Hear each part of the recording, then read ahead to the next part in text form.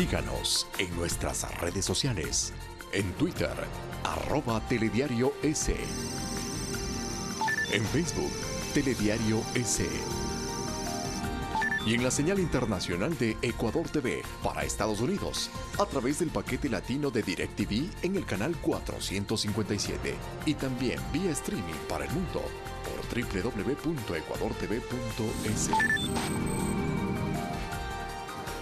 Amigos televidentes, muy buenos días. Gracias por acompañarnos en este espacio de información a través de Ecuador TV. Sofía, buenos días. ¿Qué tal, Diana? Muy buenos días. Se inicia el día con las noticias, por supuesto, en Telediario a través de las señales de Ecuador TV y Gamavisión. Vamos a revisar de inmediato los titulares.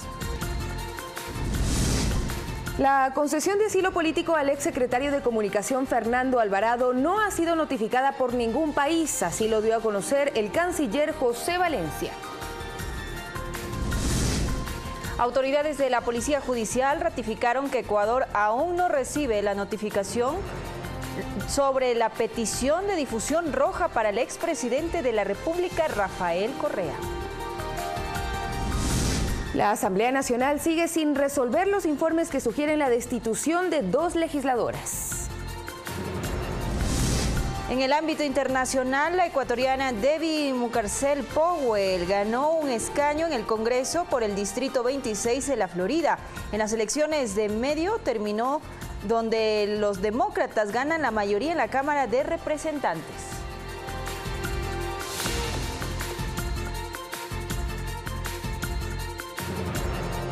Comenzamos ya con el detalle de la información, y es que el Ecuador no ha sido notificado con una respuesta de Interpol en el caso del expresidente Rafael Correa. Así lo dio a conocer el director de la Policía Judicial, Enrique Espinosa de los Monteros, mientras la defensa del exmandatario espera que no se lo llame a juicio por el secuestro a Fernando Balda. La Policía Internacional, Interpol, tiene hasta el 19 de noviembre para notificar su respuesta sobre el pedido de difusión roja en contra del exmandatario Rafael Correa. Así lo explica Enrique Espinosa de los Monteros, director de la Policía Judicial. Nosotros, aquí en la Interpol, no hemos recibido todavía ninguna notificación por parte de la Interpol. Tiene que hacernos llegar la difusión solicitada por el Ecuador. Mientras el abogado de Correa, Caupolicán Ochoa, dice que la Interpol ya tomó una decisión que se dará a conocer en las próximas horas, tras analizar la documentación que entregó el Estado ecuatoriano para la detención del exmandatario. Esta decisión es la de abstenerse de difundir la alerta roja, es decir, no capturarán al señor expresidente Correa porque consideran que el proceso que se le está siguiendo en su contra es un proceso que tiene claras motivaciones políticas. Correa mantiene orden de prisión preventiva tras ser vinculado al caso de asociación ilícita y secuestro de Fernando Balda en Colombia en 2012. Este miércoles la jueza Daniela Camacho dará a conocer si es llamado o no a juicio. Su abogado espera que la decisión de la magistrada coincida con la de Interpol. Una base también de sustento que permite que dentro de lo posible la jueza pueda también orientar su decisión de conformidad a lo que también la justicia internacional ha dispuesto, ¿no? A decir de la defensa de Balda, el exmandatario mantiene una presión internacional. Conocemos que hay 11 abogados de Rafael Correa acudiendo constantemente al Interpol en Lyon, Francia. ¿Para qué? Para poner las trabas. Aún no logran que no se dicte la difusión roja, pero sí han logrado detenerla y nos siguen dando largas. En este caso también están procesados el exsecretario de Inteligencia Pablo Romero Quesada y 2 exagentes de inteligencia que se acogieron a la cooperación eficaz. Olga Velasco, Telediario. 6 de la mañana con 4 minutos, y en el caso del ahora prófugo exsecretario de Comunicación Fernando Alvarado, 4 funcionarios que estaban a cargo del control y monitoreo del sistema de dispositivos electrónicos serán convocados al Pleno de la Asamblea Nacional.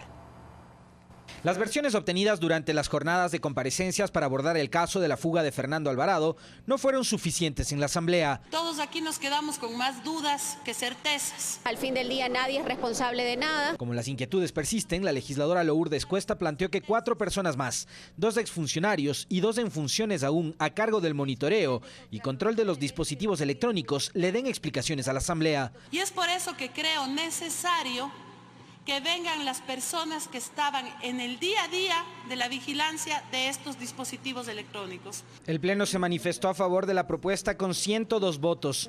De esta forma, deberán comparecer Roberto Vaca, exgerente del Sistema y Control de Dispositivos Electrónicos, Vanessa Mejía, ex supervisora de dispositivos electrónicos, Eliana Pacheco, supervisora nacional, y Marco Lozano, actual gerente del proyecto de Sistema y Control de Dispositivos. En la Asamblea, de paso, ya hablan de responsabilidades políticas que se podrían establecer a partir de la fuga de Alvarado. Lo que interesa es que no vuelvan a ocurrir estos hechos y que respondan los que se taparon los ojos y los oídos para permitir la fuga de Alvarado. No es el tiempo en el que el ministro Granda se haya encontrado en el cargo, sino las funciones que él tenía que cumplir. El Parlamento tiene pendiente la sesión plenaria para la evaluación de estas comparecencias.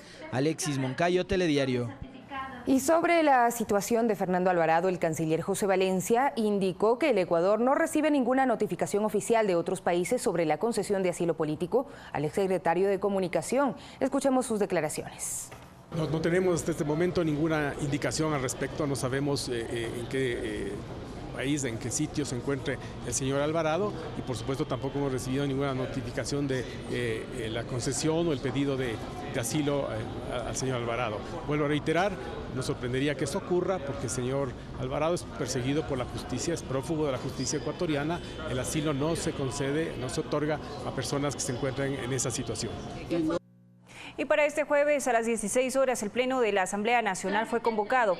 El objetivo es conocer y resolver sobre los informes que recomienda la destitución de las asambleístas Norma Vallejo de Alianza País por supuestamente gestionar cargos públicos y Sofía Espín por presunta incompatibilidad de funciones tras su visita a una de las procesadas por el caso Balda en un centro de rehabilitación social. La legisladora Sofía Espín estaba convocada para rendir su versión en la investigación previa que desarrolla la Fiscalía. Sin embargo, su defensa pidió un diferimiento de la diligencia para la próxima semana, puesto que la asambleísta se encuentra fuera del país desarrollando actividades inherentes a su cargo. Esto mientras el juez Iván Saquicela pidió a la Asamblea autorización para procesar a Sofía Espín por presunta oferta de tráfico de influencias. Y Alberto Acosta, economista y expresidente de la Asamblea Constituyente, cuestionó las políticas de los gobiernos progresistas de América Latina durante los últimos años. Ayer en Primera Impresión afirmó que el extractivismo le hizo mucho daño a la región porque generó una falsa idea de progresismo y, según su punto de vista, disminuyó la pobreza pero aumentó la concentración de la riqueza. El capital acumuló más en la época de los gobiernos progresistas que en todas las épocas anteriores y se reduce la pobreza, paradoja dirá alguno, porque había mucho dinero y simultáneamente los gobiernos progresistas tampoco dieron cuenta de una demanda propia de las izquierdas, transformar la matriz productiva, dejar de ser países exportadores de materias primas. El caso de Brasil, como el caso ecuatoriano, pero mucho más del Brasil, se da una profundización de lo que se conoce la primarización de la economía. La industria brasileña pierde terreno de manera aparatosa. Al inicio del gobierno de Lula, las exportaciones primarias bordeaban el 50-60%, termina con el gobierno de Dilma y están sobre el 80%. 6 de la mañana con 8 minutos, el abogado Danilo Silva fue posesionado ante el Pleno de la Asamblea Nacional como Superintendente de Control de Poder del Mercado por un periodo de 5 años. Silva se desempeñaba como titular del Consejo de Regulación y Desarrollo de la Información y Comunicación, Cordicom. 6 de la mañana con 9 minutos y en otro ámbito de la información, 4 recomendaciones hace el Banco Interamericano de Desarrollo en materia económica para el país. La publicación es un trabajo realizado por 25 especialistas. Varias de las políticas públicas que el Banco Interamericano de Desarrollo sugiere aplicar en Ecuador para superar el estancamiento de la economía ya se vienen aplicando, según Javier Díaz Cosú, representante del organismo multilateral en Ecuador. El gobierno ecuatoriano actualmente está convencido de la necesidad de completar el saneamiento macroeconómico que mencionaba. Igualmente se está haciendo un esfuerzo por focalizar mejor determinadas categorías de gasto. Patricio Alarcón, presidente del Comité Empresarial Ecuatoriano, es menos optimista tras conocer la proforma presupuestaria 2019. Seguimos endeudándonos, seguimos gastando igual o más que el año pasado. Creo que están sobreestimando el PIB, creo que están sobreestimando los ingresos tributarios, creo que están sobreestimando el precio del petróleo. En lo que coinciden es en que se debe fomentar un modelo de mayor apertura comercial y de apoyo al sector exportador. Ahora Ecuador tiene que tratar de transitar hacia un esquema de crecimiento en el que sea la inversión privada y el sector privado el que empuje a la economía. Si es que reformamos el código laboral, si es que reformamos el código monetario para poder traer más divisas al país, si es que hacemos cambios en la ley de mercado de valores, ahí poco a poco el país va a crecer. Otra propuesta que hace el estudio del BID para continuar con la inversión en obra pública es incrementar la participación privada. Según Alarcón, para esto se requieren reformas. La institucionalidad a veces se vuelve engorrosa. Además, se sugiere revisar la eliminación progresiva de subsidios. El país está gastando en subsidiar un gasto que beneficia únicamente a los segmentos más ricos de la población. Ese es un ejemplo de cómo se podría refocalizar el gasto público a modo de que se vaya efectivamente a quien más lo necesita. El Banco Interamericano de Desarrollo es la principal fuente de financiamiento multilateral para Ecuador y colabora también con asistencia técnica. Sofía Montoya, Telediario. Y aproximadamente 180 millones de dólares es el monto recaudado por el Servicio de Rentas Internas y el Instituto Ecuatoriano de Seguridad Social por concepto de remisión de intereses, multas y recargos que se encuentra vigente desde el 21 de agosto. A nivel nacional, la remisión de intereses, multas y recargos está vigente desde el 21 de agosto cuando fue aprobada la Ley de Fomento Productivo. Desde esa fecha hasta la actualidad, el mecanismo ha despertado el interés de quienes buscan beneficiarse del 99% de descuento vigente en una primera etapa hasta el 18 de noviembre. Estoy aquí por motivo que yo soy patrón y tengo una deuda con el Seguro Social, que saber cómo puedo pagar, como están en promoción por los pagos, a ver, aprovechar este momento. Según me explica la señorita, no entran en el proceso de remisión porque son 2 meses nada más que tenemos pendiente la declaración de impuestos. Una de las entidades que mayor recaudación ha generado es el Servicio de Rentas Internas, que a la fecha reporta cerca de 155 millones de dólares. Ya hemos beneficiado a alrededor de 200.000 contribuyentes que ya se han puesto al día. Mientras que el Instituto Ecuatoriano de Seguridad Social registra una recaudación superior a los 22 millones, cancelados por 19.000 empleadores. Solo en Guayas se reporta un promedio de 8 millones de dólares por concepto de pagos de deudas por mora patronal y aportes pendientes. Microempresarios, empresas pequeñas y medianas que son las que más se han acercado a cancelar, ya que ellos están en lista blanca y pueden participar, como le decía yo, en cualquier proceso de licitación. La segunda fase del proceso de remisión de intereses, multas y recargos abarca desde el 19 de noviembre del 2018 hasta el 17 de enero del 2019 y contempla condonaciones de hasta un 75%. César Eduarte, Telediario. 6 de la mañana, 12 minutos y 14.200 millones de dólares es la meta por concepto de recaudación tributaria prevista en la proforma presupuestaria para el 2019. Al sector social se le destinan en promedio 1.200 millones de dólares para la incorporación de nuevos beneficiarios a la misión de asistencia.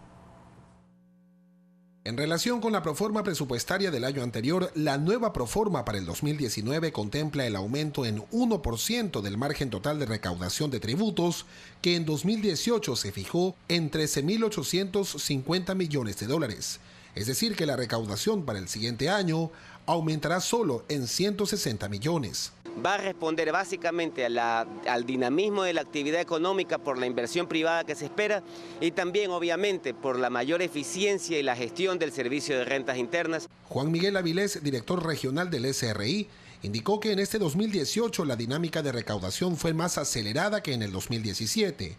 Solo en los primeros 6 meses de este año, el fisco recaudó casi 7.400 millones de dólares. Quitando las contribuciones solidarias, un crecimiento del 8%. El sector social no verá mermados sus ingresos corrientes para el 2019. Así lo señaló la ministra de Inclusión Económica y Social, Berenice Cordero. La proforma del MIES más o menos va a bordear aproximadamente los 1.200 millones de dólares y va a haber una buena parte que se va a referir justamente a las misiones.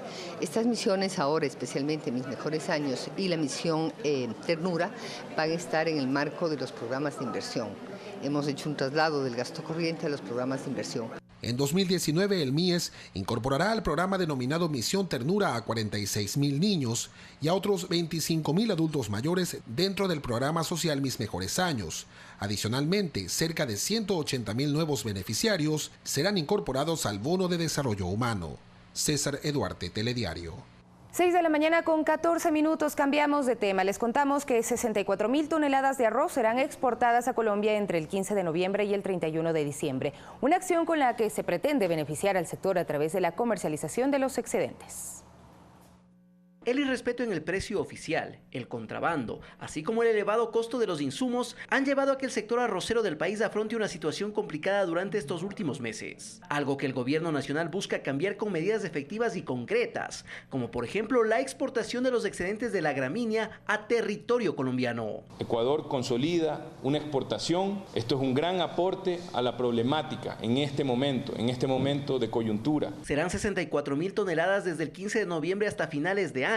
En Colombia se ha garantizado el libre acceso del producto ecuatoriano. Y poner transparencia a esta negociación, que es lo que el gobierno colombiano nos ha solicitado, para que el número de exportadores que tenga el Ecuador sea conocido por ellos y de igual manera nosotros podamos tener claros quiénes son los importadores colombianos. Sin embargo, esta es solo una de las varias medidas que se han dispuesto desde el Ministerio de Agricultura para mejorar la situación de este sector productivo. Por ejemplo, la conformación de zonas francas agrícolas está en marcha. La implementación de este proyecto permitirá reducir los costos de los insumos agrícolas, tanto para la importación como para la exportación también, que se incluyen no solo insumos, sino equipamiento, maquinaria. Es que el objetivo macro es diversificar los mercados a los cuales el Ecuador puede exportar sus productos. Alex Llanos, Telediario.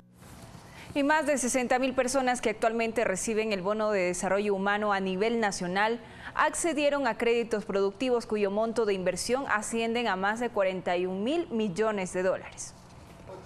En este salón se reunieron quienes actualmente son beneficiarios del bono de desarrollo humano y hace poco recibieron créditos de desarrollo social. La gran mayoría son mujeres. El apoyo del préstamo para comprar la máquina. Bueno, hay muchas madres que están poniendo ya solas y poco a poco están saliendo adelante. Como 1.200 y pico. ¿Con eso usted empezó? Sí, empecé. Compré mis máquinas. Incluso también está el bono de mi niño especial. A nivel nacional, 42.350.000 dólares es el monto que entre enero y septiembre de este año ha destinado el Ministerio de Inclusión Económica y Social MIES para entregar. Estas mujeres van también asociándose y con otros van montando varios de estos mecanismos que les permite mejorar su situación económica. En la zona 8, que comprende Guayaquil, Durán y San Borondón, 19.671 personas perciben actualmente el bono. De ese total, 4.500 beneficiarios pudieron acceder a préstamos que en un 68% se destinan a emprendimientos. Logren la movilidad social, logren salir de su situación de pobreza y mejoren sus condiciones de vida. El MIES es la entidad que formula y coordina la implementación de políticas dirigidas a fortalecer las economías de quienes perciben el bono de desarrollo humano, que a nivel nacional son 264.000 personas, por montos superiores a los 158 millones de dólares. César Eduarte, Telediario. 6:18 minutos, es momento de hacer una pausa en Telediario. Así es, regresamos enseguida con más noticias en el ámbito internacional y también los deportes. Quédese con nosotros.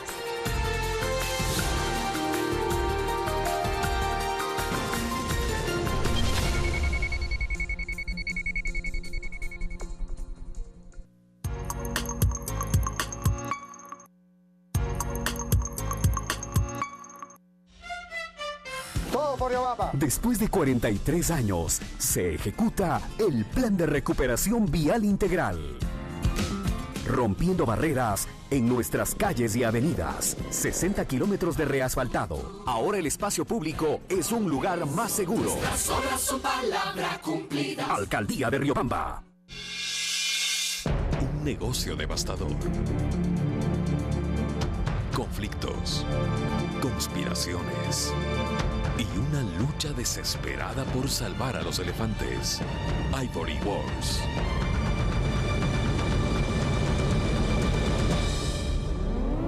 Planeta Peligro. Este domingo 20 horas. Por Ecuador TV.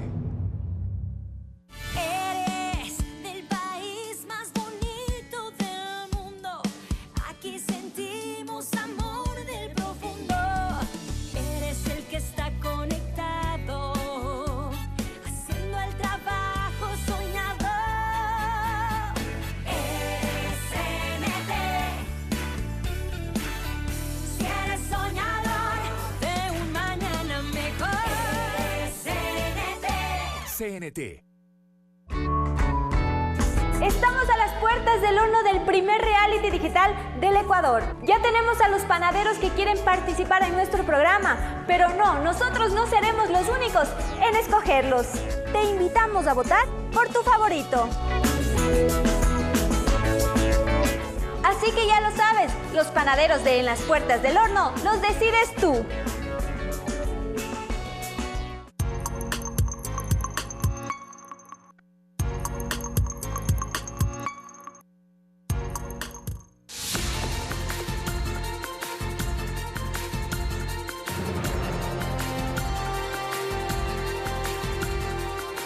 Seguimos con más noticias. El gobierno homenajeó a parte de la delegación de deportistas ecuatorianos que participaron en los Juegos Olímpicos de la Juventud Buenos Aires 2018. En este certamen, Ecuador ocupó el puesto 49 en la clasificación general de un total de 206 países participantes. La delegación ecuatoriana que participó en los Juegos Olímpicos para jóvenes estuvo conformada por 29 deportistas. De ellos, 14 visitaron este martes al presidente Lenín Moreno. De los 14, 12 se ubicaron en el ranking de los 10 primeros puestos de las disciplinas en las cuales participaron. En los Juegos Olímpicos Juveniles Buenos Aires 2018, Ecuador obtuvo 7 medallas, 3 de bronce, 3 de plata y 1 de oro. Óscar Patín lleva sobre su cuello la medalla de oro que lo destacó como el mejor en la prueba de los 5.000 metros marcha, una modalidad del atletismo. El andarín bolivarense dijo que esa medalla es consecuencia de su perseverancia y esfuerzo. Y eso me nació de corazón, dar todo por el país, el esfuerzo, las madrugadas, las perseverancias en los entrenamientos, pero ese es el fruto que da, esa es la recompensa que nos trae a la final. En la clasificación general, Ecuador ocupó el puesto 49 entre 206 países. Entre los países de la región, se ubicó en el medallero en el 8º lugar. De hecho, Brasil logra una medalla 2 horas antes de que se cierren los Juegos Olímpicos de la Juventud y nos sobrepasa. Estábamos en el lugar 7º hasta hace 2 horas antes de que se cierren los Juegos. El jefe de Estado conversó unos minutos con los deportistas antes de compartir con ellos un almuerzo en su honor. A ustedes, queridos deportistas, un gracias. Un gracias muy sentido que no hace sino recoger en el mandatario el anhelo, la esperanza, el sueño cumplido de todos los ecuatorianos. Los Juegos Olímpicos de la Juventud fueron establecidos por primera vez en Singapur en el año 2010 y tienen como meta que los jóvenes deportistas, exclusivamente entre los 14 a 18 años, se introduzcan ya en el mundo del alto rendimiento. Javier Ceballos, Telediario. Y en el tema electoral venció el plazo para la aprobación del número de electores que sufragarán el marzo de 2019. Más de 130.000 registros fueron eliminados del padrón y corresponden a números de cédulas duplicadas, personas fallecidas y extranjeros. El domingo 24 de marzo de 2019 acudirán a las urnas 13.261.994 electores, anunció el consejero José Cabrera previo a la aprobación del padrón electoral. Fueron eliminados del padrón 131.444 registros, 113.171 corresponden a extranjeros y 18.273 a personas fallecidas y números de cédula de identidad duplicados. Extranjeros que no cumplían, que mínimo deben estar residiendo en el país 5 años legalmente. Dentro del proceso para la definición del nuevo padrón electoral, los consejeros detectaron anomalías en los registros de cambios de domicilios en 23 de 24 provincias. Lo Imbabura no nos resaltó una inconformidad. Nosotros verificamos físicamente y ya revertimos todos los cambios de domicilio. Se ha hecho una reversión de unos 9.000 registros. El denominado golondrinaje ocurre cuando el número migratorio excede el 10% en cada circunscripción. Se da más del 20%, del 30% de la circunscripción. Estamos hablando de parroquias de 1.500 electores en los cuales se refleja que 500 electores han cambiado de domicilio hacia dicha parroquia. Las provincias con el mayor número de cambios de domicilio son Esmeraldas, Morona, Santiago, Zamora, Chinchipe y Manabí. Esta última recibió una denuncia hace pocas horas en el organismo de la democracia. Que habían 1.500 cambios de domicilio fraudulentos que nosotros no podemos dejar pasar. Valeria Villarroel, Telediario. Y 10 de los 14 postulantes al Consejo Nacional Electoral recibieron impugnaciones. El Consejo de Participación Ciudadana prevé designar a las autoridades de este organismo hasta la tercera semana de este mes. 16 denuncias ciudadanas fueron presentadas en el Consejo de Participación Ciudadana y Control Social, dentro del proceso para la designación de los 5 vocales principales y los suplentes para el Consejo Nacional Electoral definitivo. Realmente se han impugnado a 10 postulantes de los 14. Unos tienen solamente una impugnación, otros tienen hasta 3 impugnaciones. Diana Atamaín, quien es actual vicepresidenta del CNE transitorio, tuvo 3 impugnaciones. El mismo número tiene Camila Moreno, actual vocal electoral. No tengo información con respecto a quiénes las ha interpuesto o cuáles son los fundamentos que se utilizan para dichas impugnaciones. Blanca Velázquez, quien representa al partido Pachacuti, tiene 3 impugnaciones. La Contraloría detectó irregularidades durante su gestión en la prefectura de Cotopaxi entre los años 2007 y 2009. La Comisión Técnica ve los aspectos únicamente de requisitos, no entra a la parte de la trayectoria, únicamente requisitos. Las inhabilidades se presentan por la persona dice yo no tengo ninguna inhabilidad. Y usted tiene que creer en eso. Los 7 candidatos restantes tienen una sola impugnación, entre ellos el consejero electoral José Cabrera. La Comisión Técnica Ciudadana deberá revisar las impugnaciones. Tenga la presentación y los requisitos que se necesita para ser aceptadas. Luego, el Pleno del Consejo de Participación conocerá el informe y fijará fecha y hora para las audiencias públicas en la que los candidatos deberán presentar las pruebas. El consejero Luis Hernández prevé que el nuevo Consejo Nacional Electoral sea designado la tercera semana de noviembre. Valeria Villarroel, Telediario. Y ayer martes, servidores públicos se concentraron en los exteriores del Ministerio de Educación para pedir el incremento de sus salarios. Con carteles y consignas a favor de un salario justo, representantes de funcionarios administrativos del sector educativo piden respuesta sobre el proceso de reclasificación. La equidad remunerativa en el sector público y a igual trabajo, igual remuneración. Los contratados están ganando con un año 1.600, 2.000. Los de nombramiento permanente con 15, 20, 30 años y con títulos profesionales, capacitación y experiencia, 600 o 700 dólares.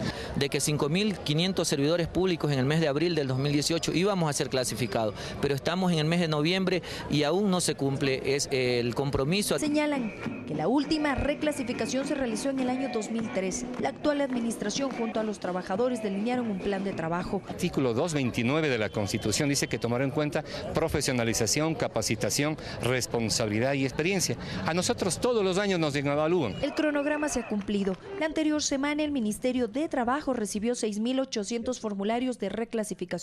Y el Ministerio del Trabajo no tiene que hacer todo el estudio técnico para efectivamente verificar que se cumplen los parámetros para un proceso de reclasificación del personal. No todos podrán acceder al beneficio. Por ejemplo, tiene que verse la complejidad del trabajo, su formación académica, su formación profesional, que en el tiempo ha ido cambiando. El siguiente paso, según las autoridades, será remitir el informe al Ministerio de Economía y Finanzas para que se proceda a la revisión de los salarios. Valeria Villarroel, Telediario.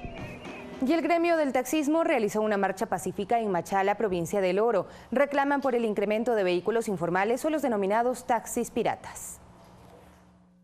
Ezequiel Fernández lleva 20 años como taxista. En este tiempo ve cómo el informalismo se toma las calles de la urbe con más frecuencia. En tanto, él y sus compañeros afrontan los gastos de regularización. Nosotros en vano estamos regulados, revisados semestralmente, pero es adrede.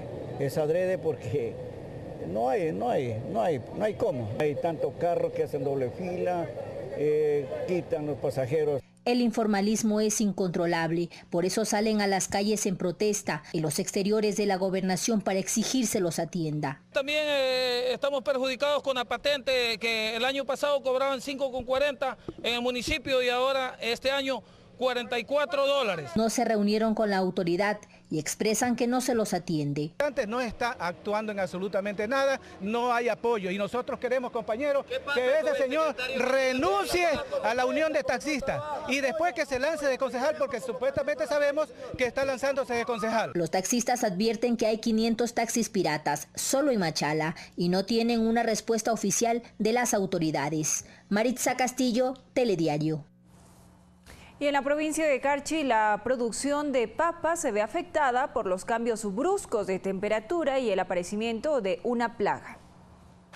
El invierno y las fuertes lluvias y el granizo afectó los sembríos de papa en la provincia del Carchi. La producción se perdió en algunos casos en un 50%. El granizo no ve que cayó mucho y puro granizo y no agua, sino es que eso ya causó bastante a la papa y después como vino la helada, por allá se secó todito. Al problema de las lluvias se sumó un brote de paratriosa, un insecto que se alimenta de las plantas de la papa. Tenemos presencia de la plaga, tenemos presencia de paratriosa ya aquí en Cantón Bolívar. Mira también reportó también casos, ¿no?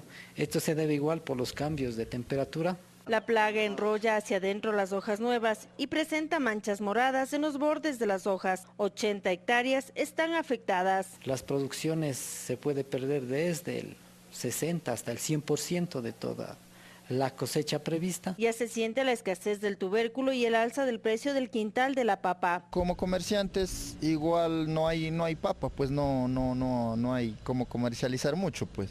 Y para el consumidor igual, pues lo caro. Sí, y tiene que llegar más caro. En la provincia del Carchi existen 2.200 productores de papa en 20 asociaciones. Lucy Jiménez, Telediario. Las inscripciones para las Olimpiadas Especiales se receptan en la Vicealcaldía de Ambato, provincia de Tungurahua. En el año 2017 participaron 400 deportistas en 7 disciplinas.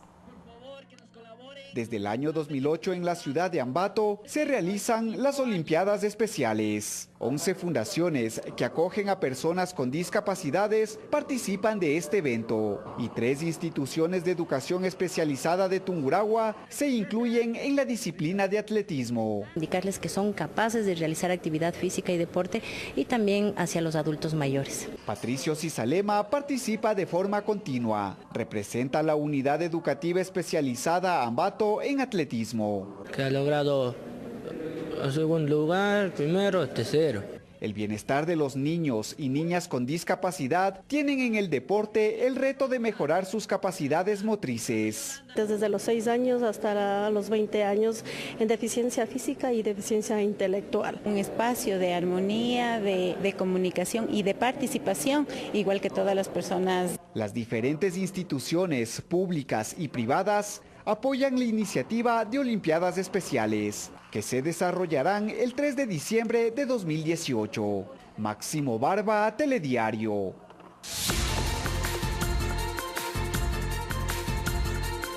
Vamos con información internacional. En las elecciones de medio término, 2 años después de ganar la Casa Blanca, Trump y sus camaradas republicanos ampliaron su mayoría en el Senado, mientras que los demócratas dominarán la Cámara Baja tras 8 años. Una ecuatoriana ganó un escaño al Congreso. Hello, families, District 26. Sorpresa en el Distrito 26 de la Florida. La ecuatoriana Debbie Mucarcel Power derrotó a Carlos Curbero y obtuvo un escaño en el Congreso. En una apretada contienda, la demócrata se quedó con el 57,7% de los votos frente al 49,3% de Curbero. Ha sido una campaña muy larga, pero lo logramos juntos. Solo en este increíble país, una migrante de Ecuador resulta electa para servir en el Congreso de los Estados Unidos.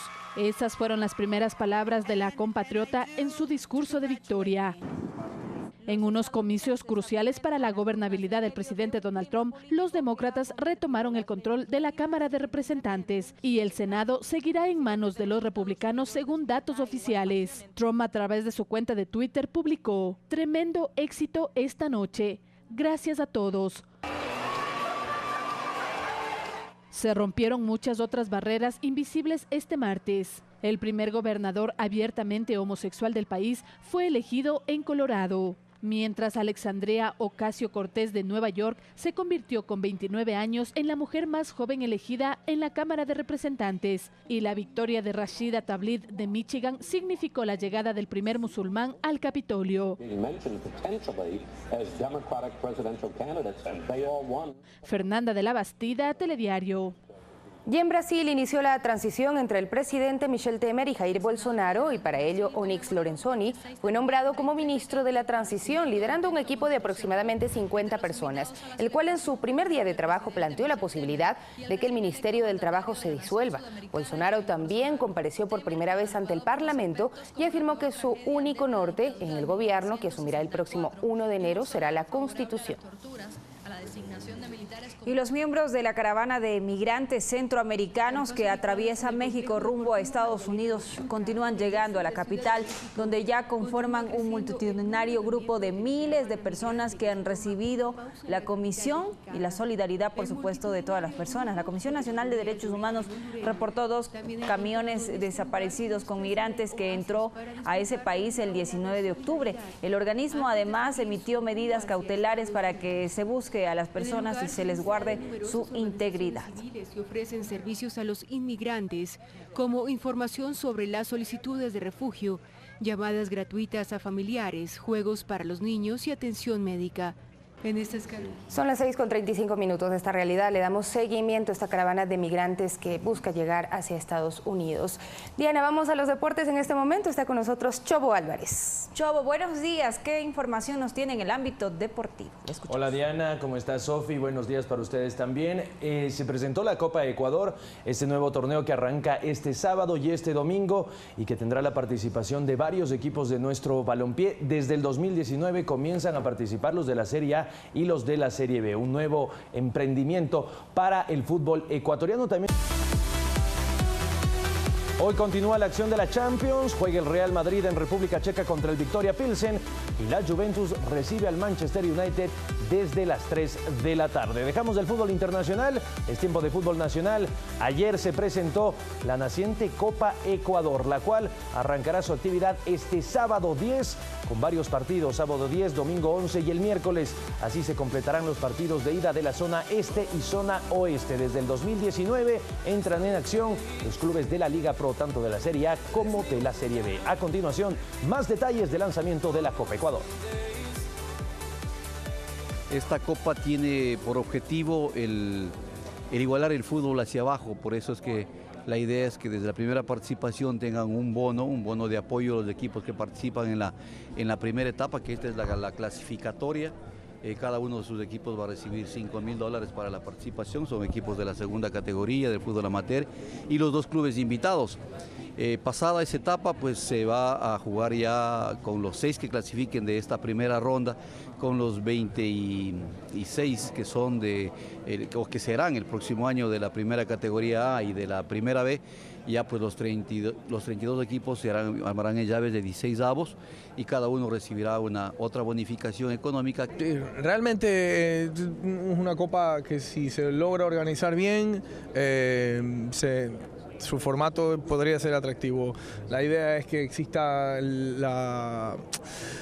todo lo que esté alrededor, escenarios, organización, sea bien hecho y probablemente tengamos éxito.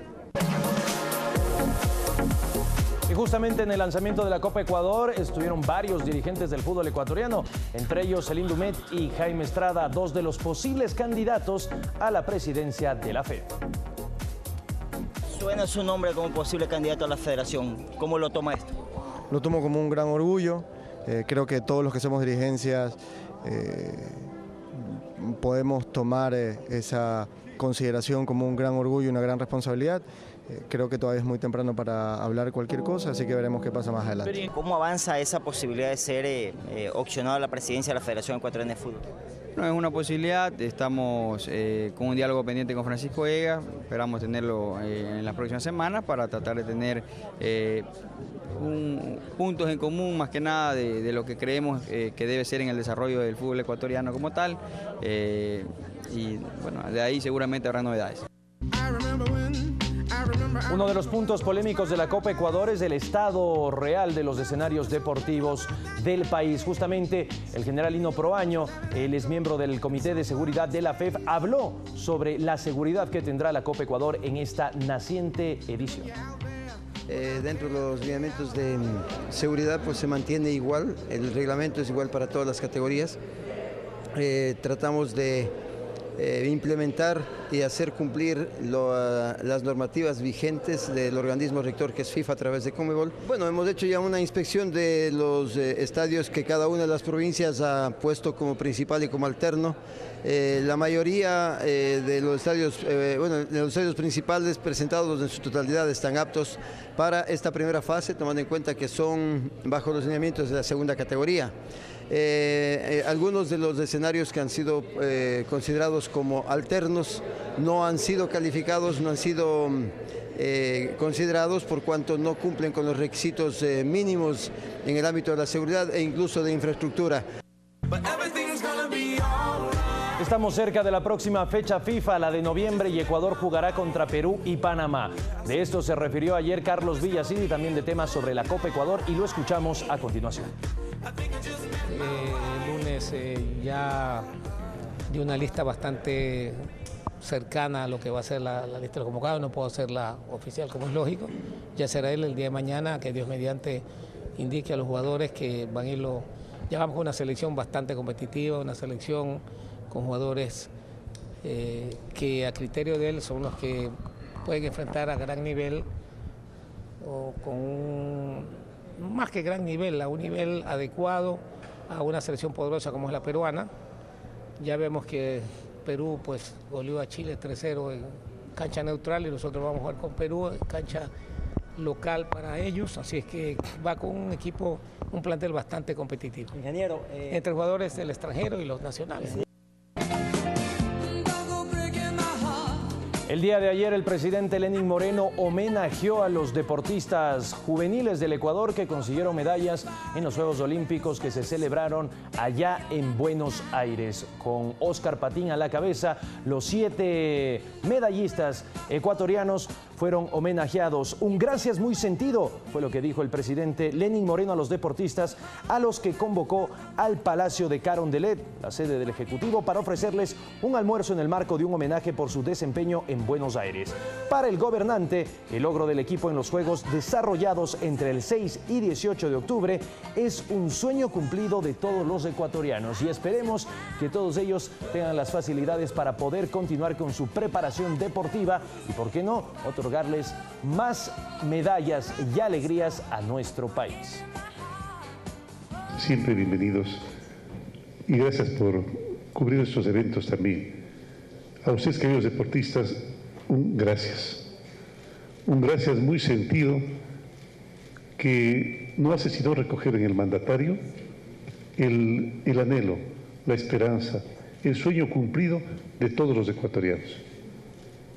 No olvidemos nosotros que hasta hace poco tiempo, ya por el año 2000, éramos un país que jamás en la vida ganaba absolutamente nada. Hasta que apareció nuestro extraordinario atleta Jefferson y nos dio el orgullo de tener una medalla de oro y otra de plata. Y eso me nació de corazón, dar todo por el país, el esfuerzo, las madrugadas, las perseverancias en los entrenamientos, pero ese es el fruto que da, esa es la recompensa que nos trae a la final. Muchas gracias. Eso es todo el tiempo que tenemos en deportes, pero no se muevan de la señal de Ecuador TV porque ya está aquí Eduardo Califé con Primera Impresión. Muy amable, señor. Gracias por la información deportiva. Gracias a ustedes, amigos y amigas, por seguirnos a través de la pantalla de Ecuador TV. Nuestros invitados de hoy en Primera Impresión. María Alejandra Vicuña, vicepresidenta de la República.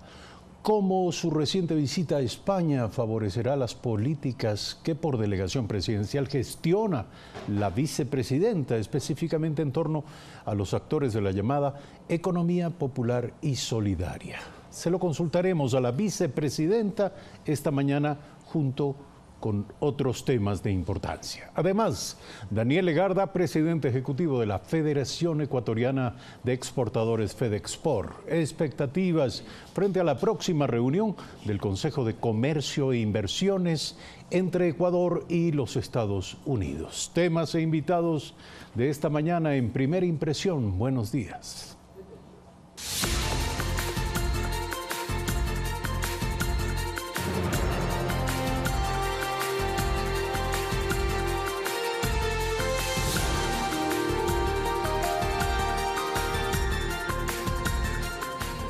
7 de la mañana, 1 minuto. Gracias a todos nuestros televidentes en el Ecuador y en el mundo.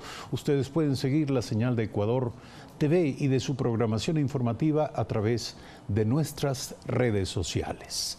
Y como todos los días a esta hora recomendamos a ustedes la lectura de Diario El Telégrafo. El Telégrafo en esta mañana en su primera plana nos dice: el futuro judicial del expresidente Rafael Correa está en manos de la jueza Camacho.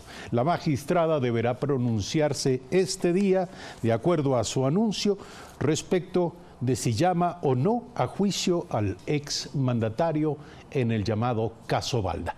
Además, 8.166 millones de dólares de financiamiento público para el año 2019. A diferencia de 2018, las necesidades previstas para el próximo año son de 300 millones menos. El gobierno no descarta ninguna fuente de financiamiento para obtener nuevos recursos.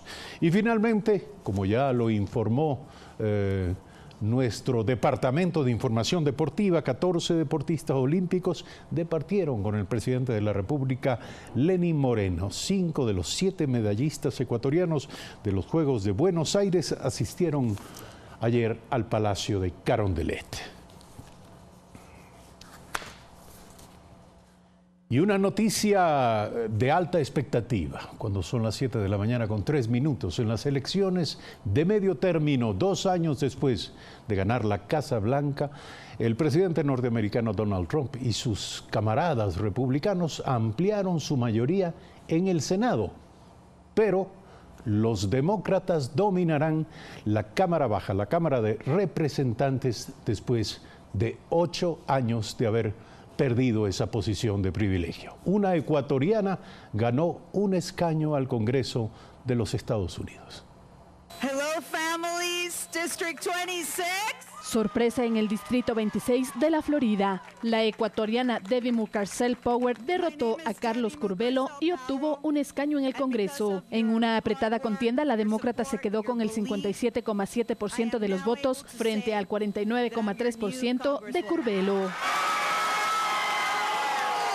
Ha sido una campaña muy larga, pero lo logramos juntos. Solo en este increíble país, una migrante de Ecuador resulta electa para servir en el Congreso de los Estados Unidos. Esas fueron las primeras palabras de la compatriota en su discurso de victoria. En unos comicios cruciales para la gobernabilidad del presidente Donald Trump, los demócratas retomaron el control de la Cámara de Representantes y el Senado seguirá en manos de los republicanos según datos oficiales. Trump, a través de su cuenta de Twitter, publicó: tremendo éxito esta noche. Gracias a todos. Se rompieron muchas otras barreras invisibles este martes. El primer gobernador abiertamente homosexual del país fue elegido en Colorado, mientras Alexandria Ocasio-Cortez de Nueva York se convirtió con 29 años en la mujer más joven elegida en la Cámara de Representantes, y la victoria de Rashida Tlaib de Michigan significó la llegada del primer musulmán al Capitolio. Fernanda de la Bastida, Telediario. 7 de la mañana, 5 minutos, seguiremos informando a ustedes y seguiremos analizando en nuestros espacios los impactos, las derivaciones de este cambio dramático del balance político de poder en los Estados Unidos a partir de las elecciones de la jornada de ayer. Los derechos de las mujeres, migración, la eliminación de la visa Schengen, inversiones, entre otros temas, fueron abordados por la vicepresidenta de la República en su reciente visita a España. Diversas actividades cumplió la vicepresidenta María Alejandra Vicuña durante su reciente visita oficial a España, realizada entre el 22 y el 26 de octubre pasados. En el encuentro Somos Iberoamérica, legislando para el empoderamiento económico de las mujeres, la segunda mandataria compartió con sus homólogas de España y Costa Rica propuestas en torno a la garantía de los derechos de las mujeres y asuntos legales que son importantes en cada nación para construir una sociedad más equitativa. Vicuña también se reunió con la presidenta del Congreso de los Diputados, Ana Pastor, con quien dialogó en torno a temas como la eliminación de la visa Schengen para ciudadanos ecuatorianos y la situación de los migrantes en ese país.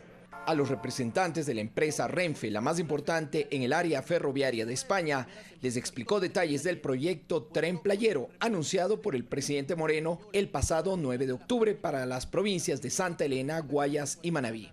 Además, conoció la experiencia de la Corporación Mondragón, primer grupo empresarial del País Vasco y el 10º de España, en la búsqueda de oportunidades de cooperación, y participó en la firma del memorando de entendimiento entre Fondo Neftan, Aguas de Valencia S.A. y la Empresa Pública del Agua del Ecuador, para la inversión en proyectos en los sectores hídrico, agrícola, economía popular y solidaria, y para la reactivación productiva de Esmeraldas y Manabí. La agenda de Vicuña también incluyó una reunión con la comunidad migrante ecuatoriana en ese país, la presentación del plan de acceso a la educación superior online para ecuatorianos en el extranjero, fase de nivelación y entrevistas con medios de comunicación. Néstor Aguilera, Telediario.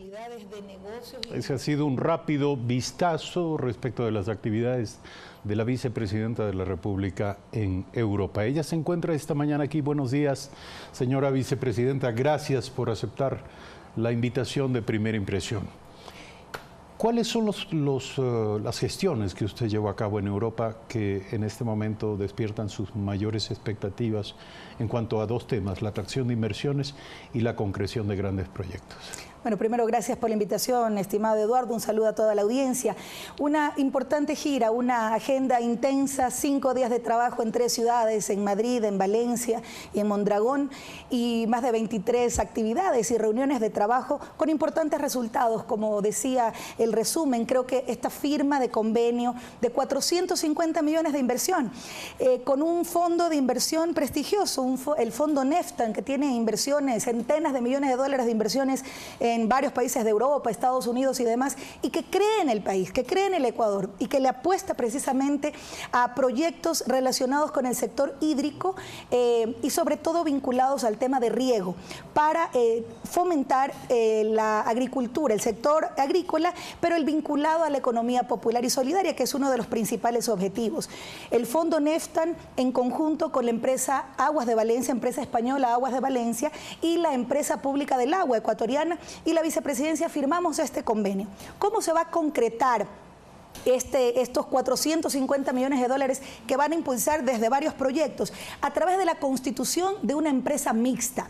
Y es importante porque no solo es capital fresco, que no implica endeudamiento para el país, sino una importante inyección de recursos que va no solo a dinamizar la economía en los territorios, sobre todo en el sector rural, pero poniéndole prioridad a las zonas afectadas por el terremoto, en Manabí y en Esmeraldas. Creo que son importantes noticias y concreciones, porque estamos viendo cómo, producto de esa generación de confianza que da el gobierno nacional a través de reglas claras, de un marco jurídico claro que atrae a las inversiones, obviamente hay este interés y sobre todo esta expectativa, y que se concreta en creer en el Ecuador y en las posibilidades de desarrollo, de generación de riqueza y de negocios que se tienen en el país. ¿Hacia qué proyectos específicamente va a estar dirigido este fondo, estos recursos? Fundamentalmente al sector de riego. Existe ya una red matriz importante, infraestructura matriz en materia de riego, pero hay que aterrizarla, hay que llevarla a las distintas zonas, a tantas hectáreas que tienen que ser beneficiadas de este tipo de proyectos. Y eso va a dinamizar no solo la economía, sino a generar mejores condiciones de competitividad para el sector agrícola, sobre todo, como mencionaba, en las provincias de Manabí y Esmeraldas, pero sin dudas en muchas otras, y particularmente de la costa ecuatoriana, de Guayas, de los ríos, de la provincia del Oro también. ¿Y qué es lo importante? Que a través de esta empresa mixta, y aquí quizás hacer una ampliación del tema, cuando invitamos a generar estas mesas de trabajo, porque este es un proceso que se culminó ahora con la firma del convenio en España, en Valencia, pero veníamos trabajando alrededor de 2 meses con las contrapartes, con los equipos técnicos, para ya ver los mecanismos que permitan que esa firma de convenio de forma inmediata ya inicie con la constitución de una empresa mixta. Y la empresa pública del agua, la EPA, la empresa pública del agua, y Aguas de Valencia, ya en la actualidad, desde junio del año pasado, tienen una alianza estratégica, es decir, ya hay una experiencia importante con importantes resultados para el país. Y esto obviamente complementa ya el que Aguas de Valencia creyó en nuestro país. Hay una importante inversión, pero sin duda esta es muchísimo mayor, son 450 millones. Yo quisiera entender, millones. Señora vicepresidenta, ¿cuál es el mecanismo exactamente? ¿De qué estamos hablando? ¿De la construcción de infraestructura para hacer acopio y distribución de agua? Riego, de riego, proyectos de riego. Proyectos de riego. ¿Cómo estos inversionistas van a recuperar su inversión? Porque recordemos que hay muchos proyectos, porque no solo es en materia de riego, pero también vinculado al sector de la economía popular y solidaria para el impulso del sector agrícola. Y obviamente a través de este tipo de proyectos, sobre todo en materia de riego, recordemos que también van a estar involucrados los gobiernos autónomos descentralizados, ya a nivel provincial o a nivel local, porque se tienen algunas competencias. Y obviamente recuerden que el servicio de llevar el agua a los sectores tiene obviamente un costo. Esa inversión que debe hacerla el Estado ecuatoriano y que frente a una complejidad económica en los actuales momentos demandamos de esas inversiones fuera, digamos, del sector privado, tanto nacional como extranjero, a través de estos proyectos que permitan esa recuperación de esa inversión en donde también el Estado ecuatoriano participa. Hay espacios o hay sectores en donde la rectoría del Estado ecuatoriano es el aporte precisamente a esa inversión que va a facilitar no solo el que se recuperen las inversiones, sino el que se dinamice la economía en los territorios. Apoyar al sector agrario es para nosotros fundamental, pero sobre todo el vinculado al sector de la economía popular y solidaria, que es uno de los ámbitos de mis competencias. Para entender concretamente quién va y de qué manera a pagar la factura para devolver las inversiones realizadas con la rentabilidad a la que aspiran evidentemente. Bueno, recuerde que dependerá esto del proyecto, pero obviamente así como hay los usuarios que, por ejemplo, en el caso concreto de la alianza pública que tienen ya actualmente, esta alianza estratégica que tienen la empresa pública del agua y la empresa Aguas de Valencia, en donde mejorando la facturación, recuerden que los servicios del acceso a agua segura, agua potable, con una importante inversión del Estado, con el apoyo con los gobiernos autónomos descentralizados, que es competencia de ellos, tienen que obviamente los usuarios pagar ese servicio, sin duda, eso ocurre. Entonces, esas inversiones en infraestructura que se requieren para lograr ese objetivo, obviamente tienen que los beneficiarios directos de esta inversión pagarla, pero en condiciones adecuadas, siempre con la rectoría y las reglas claras que desde el Estado ecuatoriano se ponen. Pero es algo que ha demandado el sector agrario. ¿Cómo llevar el agua? ¿Cómo llevar proyectos de riego a importantes, a vastas zonas que tienen que ser desarrolladas sobre todo para la producción agrícola, en justos términos que pretendan no solo devolver esa importante inversión, sino que genere desarrollo, que genere dinamización de la economía en los territorios? Son de los principales objetivos. Siempre en el sector... Y sin duda es más caro no tener agua. No, pues evidentemente, es cuestión de preguntarle, por ejemplo, a una familia, no solo en el ámbito del sector rural, a una familia de escasos recursos en las zonas urbanos marginales, ¿cuánto se gasta, por ejemplo, en tanqueros de agua cuando todavía lamentablemente existen ciudades enteras que no tienen acceso a agua segura para nuestra gente? Y de ahí la vinculación y la importancia y la participación no solo de Senagua como ente regulador, digamos, del agua, ahora Ministerio del Agua y Ambiente, la propia empresa pública del agua, cuando se impulsa el proyecto emblemático de nuestro gobierno, que es Agua para Todos, de apoyar a los gobiernos municipales que tienen la responsabilidad y la competencia exclusiva de dotar de servicios básicos, no solo de agua potable, de alcantarillado, de saneamiento ambiental, para importantes zonas. Por eso Agua Segura ya ha firmado los primeros 68 proyectos de 63 cantones con una inversión que supera los 265 millones de dólares, porque de eso se trata.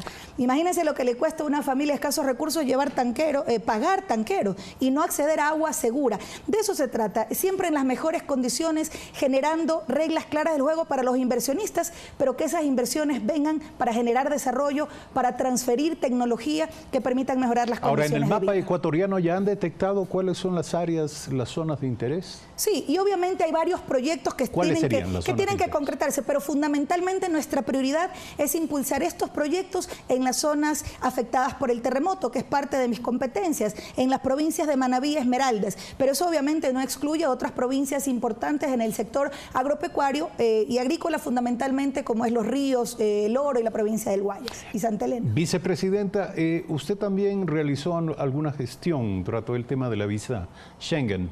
¿Qué tan rápido o lo contrario? ¿Qué tan dilatada será la gestión y el proceso para lograr? Lograr eso toma bastante tiempo, sin embargo, creo que hay importantes noticias.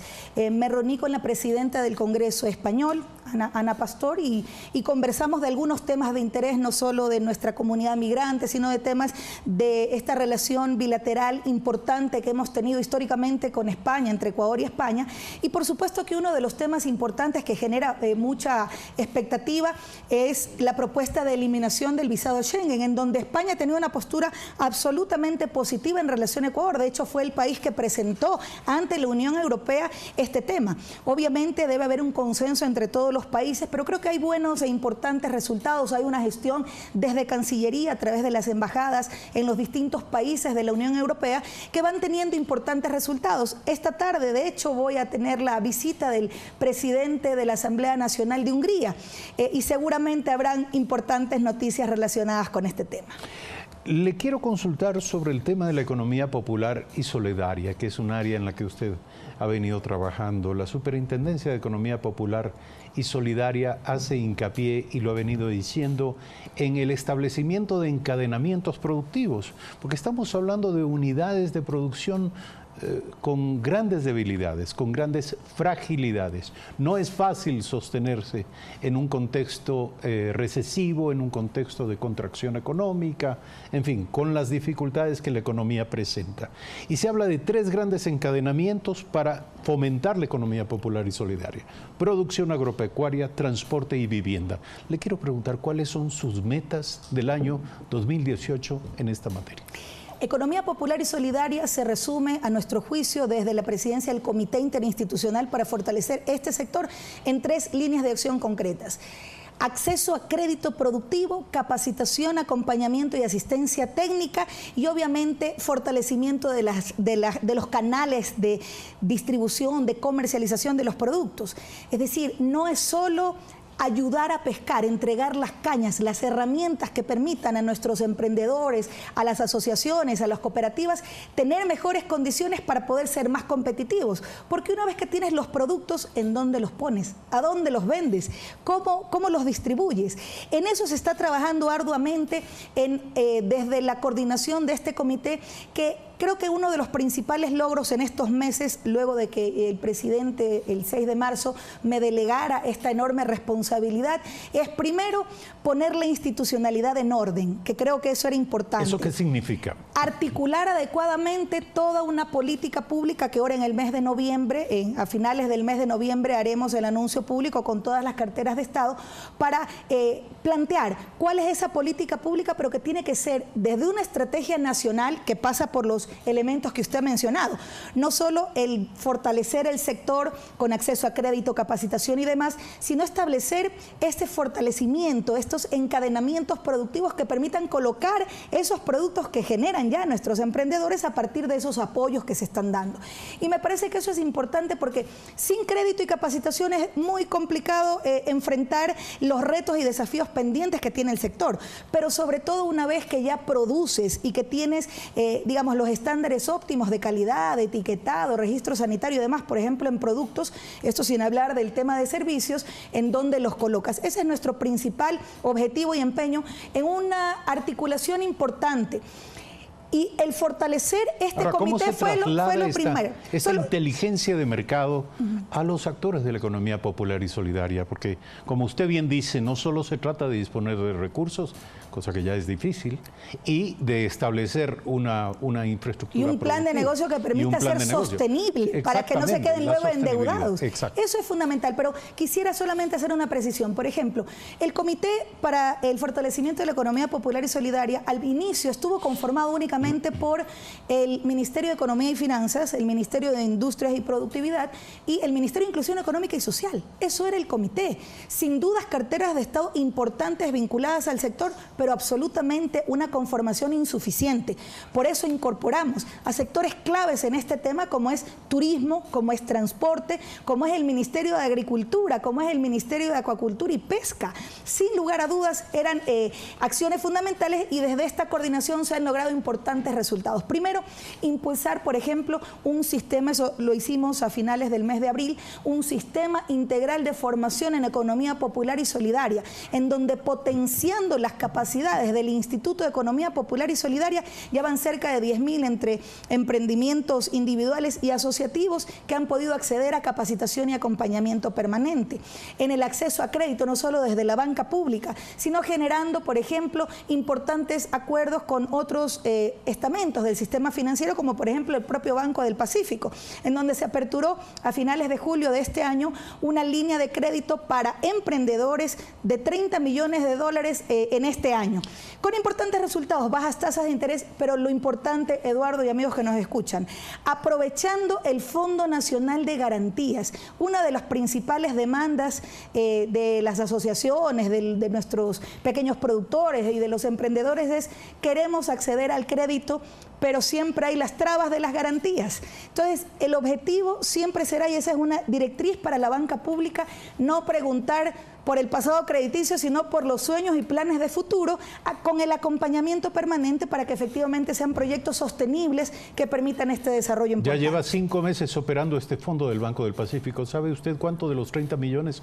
han sido ya inyectados en proyectos productivos? Alrededor de 6 millones de dólares. Estamos fortaleciendo las capacidades, sobre todo desde el Instituto de Economía Popular y Solidaria, para acompañar a los emprendedores. No solo se accede al crédito, porque obviamente aprovechando el Fondo Nacional de Garantías, lo importante es presentar un plan de negocios que sea sostenible. Y ahí interviene no solo el IEPS, sino también toda la institucionalidad que consolida el comité para apoyar estos emprendimientos. Ahí juega un rol importante, si me permite, por ejemplo... 6 millones de dólares en 5 meses van despacio, al punto de que tal vez a diciembre de este año no hayan colocado los 30 millones de dólares. ¿Qué está pasando? Creo que es un avance importante, pero sobre todo recordar, por ejemplo, que desde CONAFIPS ya se han colocado más de 240 millones de dólares. CONAFIPS como banca de segundo piso que inyecta recursos al sector financiero, al sector de finanzas populares y solidarias. Y esto es fundamental porque no solo es a nivel de cooperativas, de los distintos segmentos y fundamentalmente el segmento 4 y 5 que llega a los sectores más chiquitos, a los sectores, digamos, más alejados, al sector de la ruralidad, que es fundamental porque el acceso a crédito para nosotros es importante. Creo que hay que seguir avanzando en eso. La inyección de recursos y de crédito, la colocación de créditos desde el Ban Ecuador, eso ha sido fundamental, sobre todo para la economía popular y solidaria, y hay que seguir sumando actores, porque de eso se trata. Vicepresidenta, para concluir, ¿qué tan importante es el rol de las compras públicas en la animación, en la estimulación de la economía popular y solidaria? Para mí fundamental, y uno de los objetivos siempre ha sido incrementar sustancialmente la participación del sector de la economía popular y solidaria en las compras públicas. Más o menos entre 5.800 y 6.000 millones de dólares al año, el Estado ecuatoriano en sus distintos niveles, incluyendo los gobiernos autónomos descentralizados, acceden a bienes y servicios desde el sector de compras públicas.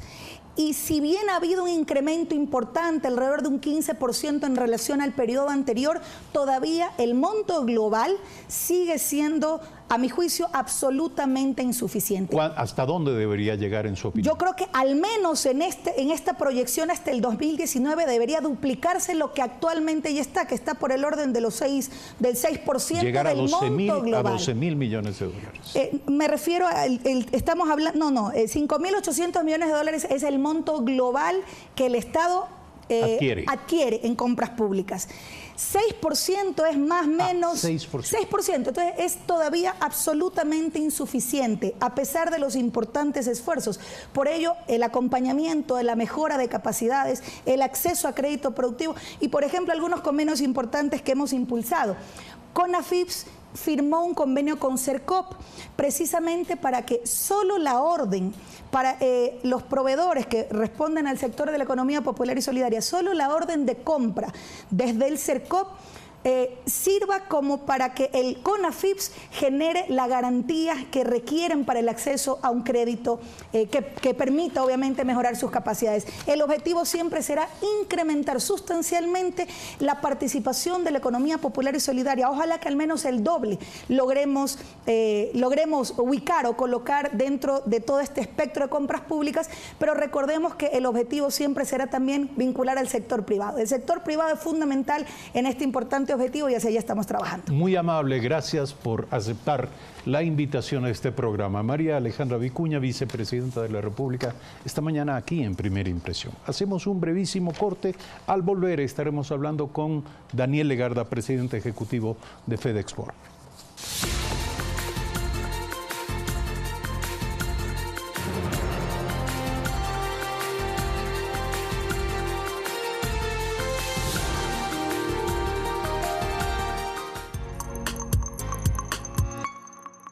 Cada noche, no solo traemos la noticia, te traemos a quienes son participantes de la misma. Entrevistas de importancia sobre las coyunturas del momento, investigación, frontalidad, información veraz. Imparcialidad ante los hechos. Si es noticia, está en Telediario. De lunes a viernes a las 8 de la noche. Por Ecuador TV. La mejor manera de resolver los conflictos es a través del diálogo. Para esto, los centros de mediación de la Prefectura de Pichincha ofrece a toda la comunidad consultas legales gratuitas, solución pacífica de conflictos para fijación de pensiones alimenticias, problemas laborales, civiles, de inquilinato y más. Visítenos en Plaza República, calle Manuel Arrea y Ante, edificio de la Prefectura. Calderón, calle 9 de agosto, OE 494, entre Paredes y Quitus. Soranda, calles Teniente Hugo Ortiz y Cardenal Marcelo Espínora, segundo piso. Prefectura de Pichincha. Dejamos huella. Historias cotidianas de la realidad latinoamericana. Crónicas, entrevistas y exploración a profundidad de varios temas. América Ahora. Domingo 18:30. Por Ecuador TV. Mi Último Deseo y Café TV se unen para premiarte con la trivia. Mira todos los capítulos de la semana de Mi Último Deseo para que nos cuenten la novela. Los viernes en Café TV te harán preguntas y si tu respuesta es correcta, gana fabulosos premios. Mi Último Deseo, de lunes a viernes 21 horas, por Ecuador TV.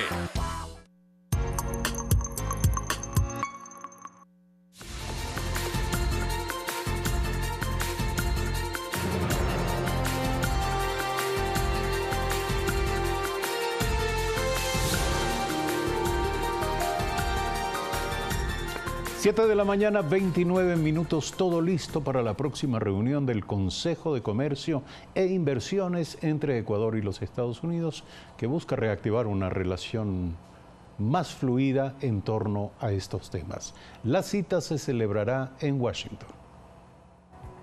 Entre el miércoles y el jueves de la próxima semana se prevé que se reúna el Consejo de Comercio e Inversiones entre el Ecuador y los Estados Unidos, que busca exponer las perspectivas de cada país con miras a facilitar la mejora y la expansión de la relación en estos ámbitos. Este encuentro adquiere especial relevancia para las dos naciones, debido a que Estados Unidos es el principal socio comercial del Ecuador y, por el otro lado, el Ecuador es el 42º socio comercial más grande para esa nación.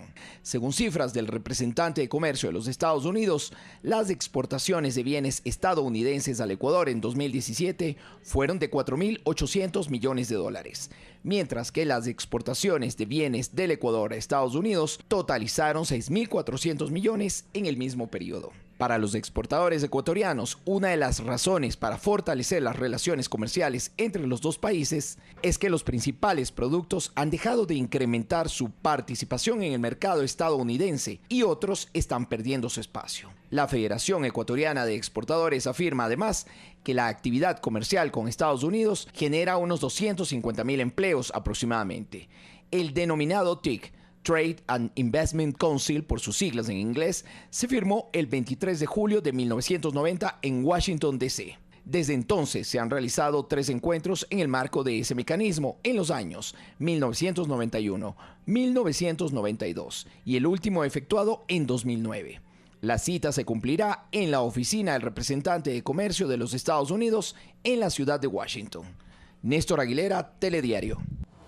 Estos son los temas de nuestra próxima entrevista. Está con nosotros Daniel Legarda, presidente ejecutivo de la Federación Ecuatoriana de Exportadores, FEDEXPOR. Buenos días, gracias por estar aquí. ¿Cuáles son las expectativas respecto de la agenda que deberá ser abordada en esta reapertura del Consejo de Comercio e Inversiones entre Ecuador y Estados Unidos? Buenos días. Gracias por la invitación, Eduardo, y muy buenos días a todo el país, la importante audiencia. Es una muy buena noticia para el país, para el sector productivo y evidentemente para el sector exportador, porque Estados Unidos es nuestro principal socio comercial, lo va a seguir siendo a pesar de que en estos años ha habido un detrimento en el comercio bilateral.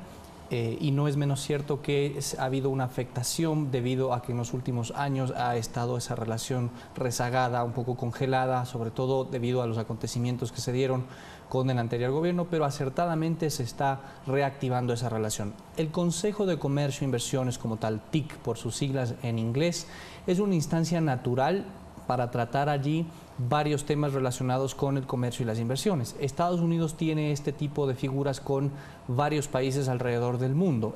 Uno de ellos es Ecuador. Podríamos decir entonces que la reactivación de este consejo es una normalización, es acudir a una normalización de las relaciones comerciales. Bueno, tal vez en la primera reunión sea más de carácter simbólico, formal, pero yo le pregunto, ¿cuáles son las expectativas de los exportadores concretamente? ¿Cuáles son los temas que aspiran se pongan sobre la mesa para comenzar a ser tratados? Son muy importantes y nosotros pensamos que no solo debe ser una reunión de reactivación, de verse las caras y de ponerse de a buenas, entre comillas, sino de plantear temas, de plantear temas muy importantes para el país, por la importancia a la que me he referido que representa Estados Unidos. En ese sentido, la posición del sector privado siempre ha sido la necesidad de buscar un acuerdo comercial con Estados Unidos, porque está en los intereses de nuestro país, Eduardo, el poder conseguir un acuerdo con nuestro principal socio comercial. ¿Por qué? Porque si lo que queremos es buscar una estrategia de crecimiento, de desarrollo económico, que dependa menos del Estado, menos de la deuda pública, menos de los ingresos del petróleo y más de la pujanza del sector privado, de las exportaciones, de la inversión, es necesario sin duda herramientas como los acuerdos comerciales con los principales socios. Tenemos uno ya muy importante con la Unión Europea, que fue de alguna forma un punto de inflexión, si se quiere, y en el que todavía tenemos que trabajar en términos de competitividad y de aprovechar mejor esa herramienta. Pero está pendiente evidentemente también uno con los Estados Unidos y nuestras exportaciones, las no petroleras, que ya ascienden alrededor a 3.000 millones de dólares, han venido perdiendo espacio durante los últimos 4 años. Díganos por qué. Usted hablaba de un 2 a 3% de disminución de las exportaciones en los últimos 3 o 4 años. ¿Por qué? ¿Cuál es la explicación para ello? En promedio, correcto. Una parte de este decrecimiento de los últimos años se explica justamente porque no han existido condiciones de acceso preferentes de largo plazo. Ejemplo de esto muy sencillo. Cuando yo tengo que exportar productos vegetales o textiles o un consumidor en Estados Unidos, un cliente en Estados Unidos, tiene que elegir de quién compra estos productos, siempre va a tener varias opciones. En el caso de Ecuador hemos estado siempre abocados a la renovación de preferencias unilaterales que duran 1 año, 2 años, 3 años en el mejor de los casos, que es en lo que estamos actualmente. Mientras que otros países como Colombia, Perú, Centroamérica no tienen este problema. Es largo plazo y ¿Pero en qué medida también el decrecimiento de las exportaciones tiene que ver con la pérdida de competitividad de las exportaciones ecuatorianas que devienen de varios aspectos, entre ellos el de provenir de una economía dolarizada? Hay un componente también adicional de esto, pero el más importante se refleja justamente por esta falta de certeza de largo plazo, ¿no? Un empresario, Eduardo, no invierte para 2 años, una industria no invierte para 3 años, invierte para el largo plazo, invierte para poder proveer, en este caso, en ese mercado, en el largo plazo. E igualmente las condiciones allá de competencia son bastante apretadas. Y en su opinión, ¿cuál sería la proyección en el tiempo de la vigencia de un acuerdo comercial con Estados Unidos? Normalmente los acuerdos son indefinidos, a menos que se haga una denuncia, que siempre existe una cláusula. Pero en este caso, nosotros creemos que existe un precedente importante, varios precedentes importantes que Ecuador debe plantearlos ya como una base para sostener una negociación. Por ejemplo, la negociación que en el año 2006 se estaba realizando y que quedó trunca en ese momento ya es una base importante. ¿Usted cree que es un antecedente? ¿Qué aporta? ¿Qué aporta esa negociación? Porque ya había ámbitos acordados de alguna forma. Habrá que eso destapar y lógicamente revivirlos, pero es un precedente. Pero el más importante de todos estos precedentes es el acuerdo que ya tenemos con la Unión Europea, insisto, Eduardo. Y esto es importante ponerlo también en perspectiva, porque había muchos mitos alrededor de un acuerdo comercial de esta naturaleza. Lo cierto es que el acuerdo con la Unión Europea ha generado beneficios para el Ecuador, beneficios para los dos países, para los dos bloques, pero sobre todo para el Ecuador. Se han generado 25.000 plazas de empleo directo, solamente hablo del lado de las exportaciones, del lado del comercio y en general importaciones seguramente habrá también una generación de empleo, que en un contexto de dificultad de generación de empleo que tiene el país no es nada menor. Se ha recuperado el espacio para algunos productos de exportación y estamos aumentando, aunque ojalá fuera mayor la tasa de crecimiento de otros productos no tradicionales a ese mercado. Y yo le pregunto, ¿qué le hace pensar a usted que Estados Unidos va a aceptar para Ecuador los mismos términos que Europa aceptó para Ecuador en el acuerdo? Hay que sentarse a negociar, Eduardo. Hay que sentarse en la mesa y plantearlo. Esa es la primera etapa. Eso es parte de la negociación. Y recordemos que estamos también acudiendo, yo diría, a un nuevo escenario de relaciones, un refrescamiento importante de relaciones entre Ecuador y los Estados Unidos. Hay varios temas en el ámbito político, de cooperación y todo, pero en el ámbito comercial es muy importante. Y aquí algunas cifras que reflejan la importancia, Eduardo, se me permite, para que la ciudadanía conozca. A pesar del decrecimiento que hemos tenido en los últimos años, Estados Unidos sigue siendo el primer país de destino de nuestras exportaciones, tanto totales como las no petroleras. Se disputa el puesto entre años con la Unión Europea. Genera un poco más de 250.000 empleos directos en actividades de exportación. Hay 1.800 empresas que tienen ese como su mercado. Estamos hablando de un universo de 2.500 exportadores aproximadamente en el país, que son en realidad muy pocos. Pero de esos 1.800 van a Estados Unidos y es un paso natural para las empresas que muchas veces dan su primer paso de internacionalización. Más de 1.400 productos, muchos no tradicionales. A pesar de que existe una concentración de los principales productos, de todas maneras hay una diversificación relevante en términos de número de productos. Es un mercado natural. Y finalmente tenemos una balanza comercial positiva a favor del Ecuador. Además, en el caso de las importaciones, en exportaciones, Eduardo, no petroleras. Correcto, y en el caso de las importaciones, 85 centavos de cada dólar que se importan son materias primas, insumos, bienes de capital. ¿En qué medida estos números pueden verse favorecidos por un acuerdo comercial? ¿Qué es lo previsible, objetivamente? Un potenciamiento de las exportaciones y de las inversiones. Los acuerdos comerciales constituyen herramientas fundamentales para poder plantar esas condiciones de largo plazo. No es lo único, Eduardo, que eso es importantísimo mantener. El acuerdo comercial no es un fin en sí mismo. El país debe trabajar adicionalmente en otras condiciones adicionales para aprovechar de mejor manera esas herramientas. Es igual en el caso de la Unión Europea. Ha servido, la herramienta está ahí y hay formas de utilizarla de mejor manera. ¿Cuáles son esas formas? Mejorando la competitividad interna de nuestro país, el entorno de las inversiones. En el entorno de inversión se están dando pasos muy importantes, creemos nosotros. Hay definitivamente un nuevo ambiente. Hace falta profundizar el trabajo en competitividad. Usted acaba de decir que el acuerdo no es un fin en sí mismo, lo cual implica que no necesariamente hay que planteárselo como un objetivo en términos absolutos, es decir, hay que hacer todo o cualquier cosa para alcanzarlo, porque tiene que corresponder a las expectativas de desarrollo de nuestro país. En ese sentido, acabamos de estar con la vicepresidenta de la República y hablamos del rol que tienen las compras públicas como herramienta para la estimulación de la llamada economía popular y solidaria que tiene que ver con la mayoría de los ecuatorianos. Yo le pregunto, ¿esto debe estar? ¿Qué pasa si los Estados Unidos plantean una apertura completa al 100% de acceso a las compras públicas en Ecuador? Le voy a poner el precedente que existe, porque igualmente esto será materia de negociación. Sin duda. Y mal haría yo en adelantarme a lo que se pueda o no plantear. No sé si estará en el interés. Yo pienso que no estará en el interés de Estados Unidos plantear un esquema total de esa magnitud. Hay ciertos sectores que le interesa y este es el caso de la Unión Europea. En la Unión Europea se excluyeron montos de compras públicas hasta cierto rubro, en donde están gran parte, o por no decir la totalidad, de compras, por ejemplo, del sector de la economía popular y solidaria. Hay mecanismos que se pueden negociar.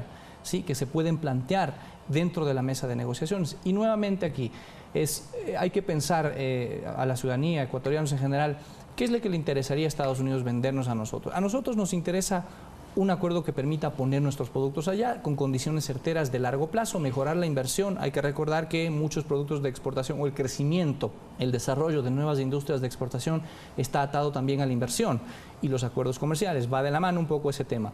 Pero a Estados Unidos, ¿qué le interesa vendernos un poco? Tecnología, evidentemente, hay algunos productos de consumo final que le interesa poner, pero no estamos hablando de una competencia en la mayoría de rubros directos. Hay algunos sectores, en el caso agrícola, en donde hay que tener en cuenta algunas sensibilidades y herramientas para poder poner esos productos con una desgravación en largo plazo. Digamos, esto se puede hacer. Hay mecanismos para proteger la negociación y hacer una negociación inteligente. Insisto y vuelvo al ejemplo, perdón que insista, ya existe el acuerdo con la Unión Europea, Eduardo, y ninguna empresa en el país ha cerrado por efectos del acuerdo con la Unión Europea. Al contrario, se han generado más fuentes de empleo y las exportaciones han logrado recuperar un espacio en ese mercado. Por lo tanto, hay que perder el miedo a este tipo de herramientas. No es un fin en sí mismo, pero es una importante herramienta que nos va a permitir dar un paso en la dirección de esta estrategia económica que el país debe seguir. ¿Cuál es esa? Una economía pequeña, dolarizada, que debe depender de su empresa privada, de la pujanza del sector privado, para lograr un crecimiento sostenido, debe fomentar la inversión, la producción y las exportaciones dentro de eso. Y no hay mejor elemento en la práctica, Eduardo, para promover las exportaciones que acuerdos comerciales de esta naturaleza. Gracias por aceptar la invitación a este programa. Es un tema vasto y complejo que seguiremos abordando con su ayuda y la de otros expertos. Muchísimas gracias. Buenos días a ustedes, amigas y amigos, por seguirnos. 7 de la mañana, 42 minutos. Que nos dispensen, por favor, nuestros colegas. Nos hemos pasado un poco del tiempo. Mañana 6:55 nuevamente con ustedes en Primera Impresión. Buenos días.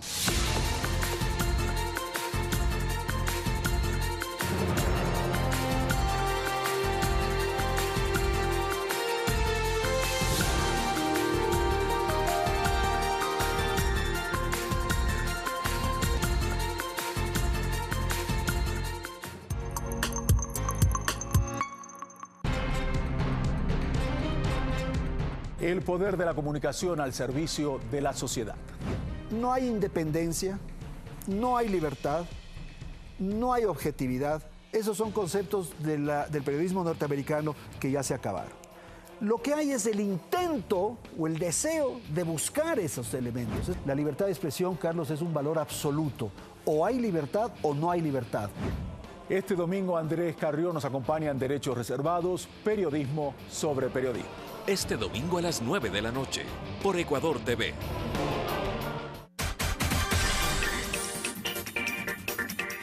Pichincha es producción. Emprendimientos, vías seguras. Es cultura, gastronomía y tradiciones. Es una provincia con un gran potencial turístico, con hermosos paisajes, con gente cordial y amable. Conoce la gestión que realiza la Prefectura de Pichincha todos los jueves a las 9 de la mañana y su reprise los sábados a las 18:30 en tu noticiero Pichincha Informa. Qué importante es tener un seguro de salud, porque nunca sabes cuándo aparecerán las enfermedades. Un seguro de vida para saber que a tu familia nunca les faltará nada. Uno que proteja el vehículo que tanto trabajo te costó tener. Y otro que proteja tus bienes contra desastres naturales. Este no es un seguro común, porque no todas las aseguradoras tienen un seguro para nosotros los agricultores. Ellos creen que somos un negocio de riesgo, pero hay una que sí apuesta por nosotros. En Seguro Sucre tenemos el único seguro agrícola para proteger la inversión y el trabajo de nuestros agricultores. Seguro Sucre, aseguramos lo que importa de verdad. Una empresa de todos los ecuatorianos que protege lo que es nuestro. El gobierno de todos.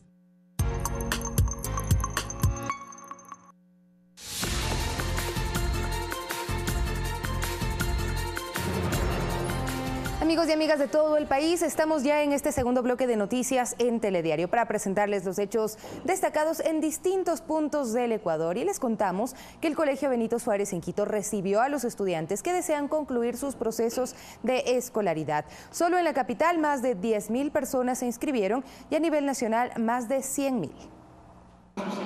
Auditorio lleno para la inauguración de la tercera fase de la campaña Todos ABC Leonidas Pro Año, la cual busca reducir la población con escolaridad inconclusa en el Ecuador y que actualmente asciende a 5.4 millones de personas. Por eso, desde el año pasado impulsamos este programa, el programa Monseñor Leonidas Pro Año, en honor al obispo de los pobres, en honor a la persona que se dedicó con el testimonio de su vida a educar a las personas más necesitadas de nuestro país.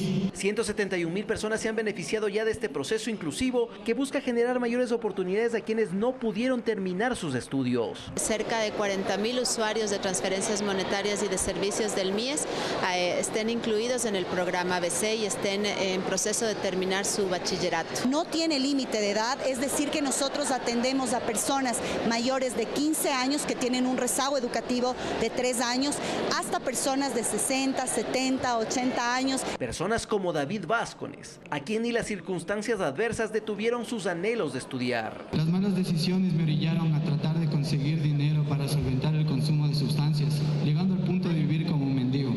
Pero la fuerza de voluntad y buscar la ayuda necesaria cuando uno la requiere demuestra las ganas de superarse, lo que me impulsó a seguir estudiando. 56 millones de dólares se han invertido en este proceso y se espera que hasta finales de año este valor por entregar en educación de calidad ascienda a 70 millones. Alex Llanos, Telediario.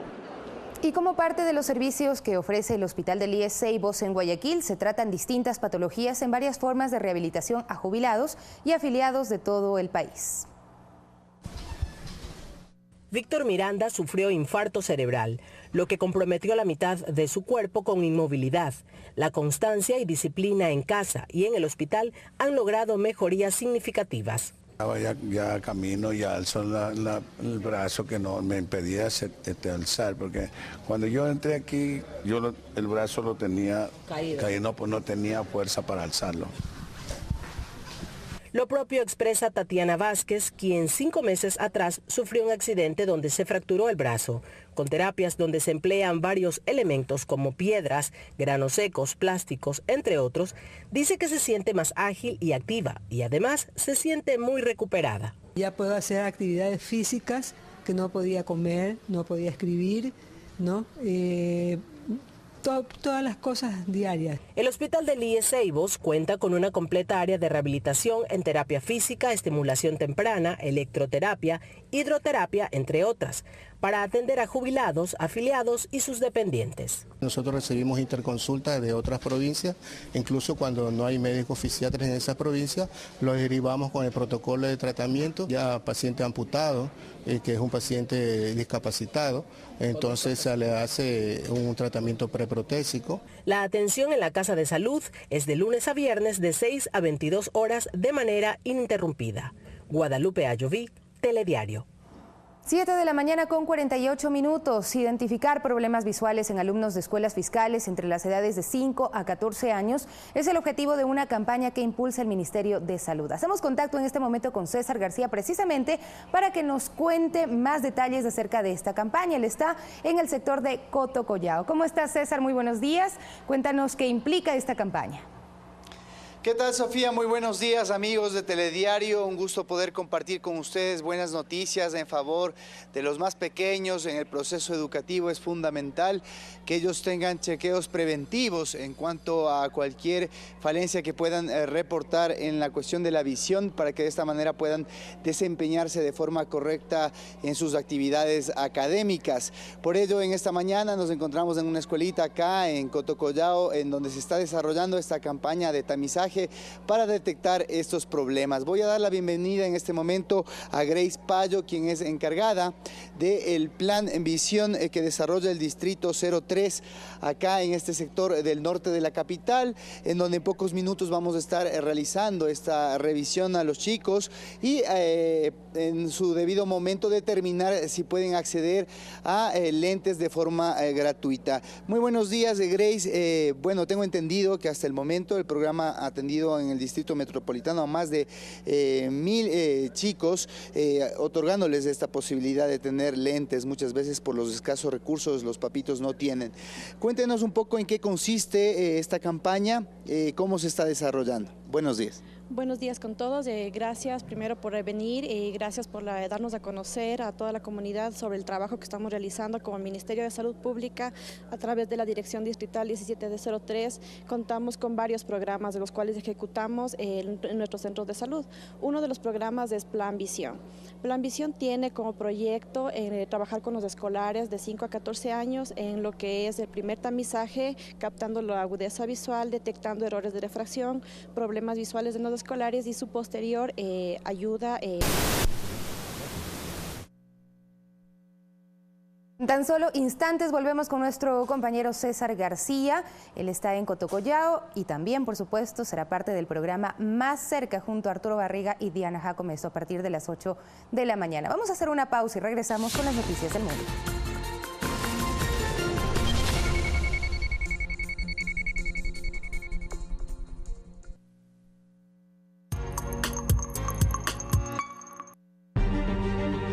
Brasil es el corazón salvaje de Sudamérica, hogar de más especies que en ningún otro país del planeta. Ecuador TV trae para ti una serie documental sobre el ingenio y supervivencia de 3 familias animales de una tierra salvaje. Descubriendo Brasil. Hoy, a las 19 horas, por Ecuador TV.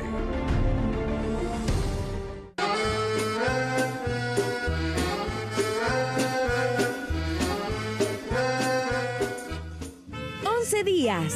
Más de 1.500 artistas en el escenario vivo más grande del país. Festival Internacional de Artes Vivas Loja 2018. Compra tus entradas en www.festivaldeloja.com. ¡Vive las artes vivas! El gobierno de todos. El gobierno cumple sus promesas. Con la campaña Todos ABC, la oportunidad de volver a estudiar es una realidad. Eliminamos el límite de edad para el ingreso. 171.033 estudiantes matriculados a escala nacional. Más de 18.700 estudiantes han culminado su bachillerato. Integramos a más de 4.100 estudiantes con discapacidad. Potenciamos las habilidades y capacidades de los ecuatorianos. Promesa cumplida. El gobierno de todos.